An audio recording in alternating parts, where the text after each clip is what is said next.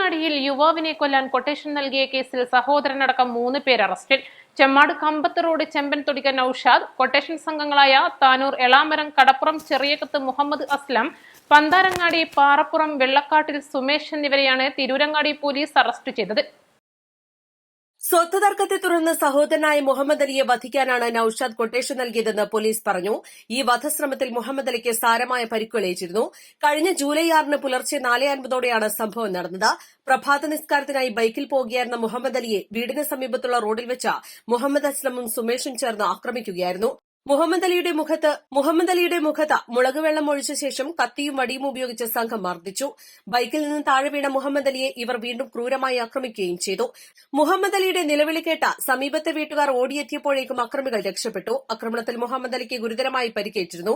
മുഹമ്മദ് അലിയും നൌഷാദും തമ്മിൽ സ്വത്ത് തർക്കം നിലനിന്നിരുന്നു. ഇതിന്റെ ഭാഗമായാണ് മുഹമ്മദ് അലിയെ അപായപ്പെടുത്താൻ നൌഷാദ് കൊട്ടേഷൻ നൽകിയത്. അഡ്വാൻസായി 15,000 രൂപ കൈമാറിയിരുന്നതായും പോലീസ് കണ്ടെത്തി. ദിവസങ്ങൾക്ക് മുൻപ് ഗൾഫിൽ നിന്നെത്തിയ നൌഷാദ് മുഹമ്മദ് അലിയെ അപായപ്പെടുത്താനുള്ള പദ്ധതികൾ ആസൂത്രണം ചെയ്യുന്നതിന്റെ ഭാഗമായി വീട്ടിൽ രഹസ്യമായി കഴിയുകയായിരുന്നു. ആക്രമണത്തിന് തലേദിവസം പ്രദേശത്ത് സിസിടിവികളില്ലെന്ന് നിരീക്ഷിച്ച ശേഷമാണ് കൃത്യം നടപ്പാക്കിയത്. മുഖംമൂടി ധരിച്ച് നമ്പർ പ്ലേറ്റില്ലാത്ത ബൈക്കിലെത്തിയാണ് ഇവർ ആക്രമണം നടത്തിയത്.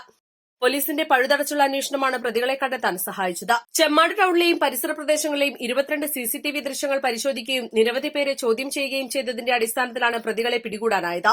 മുഹമ്മദ് അസ്ലമിനെതിരെ താനൂർ പോലീസിലും സുമേഷിനെതിരെ തിരൂരങ്ങാടി പോലീസിലും നേരത്തെ കേസുകൾ നിലവിലുണ്ട്. East live, Tirurangadi.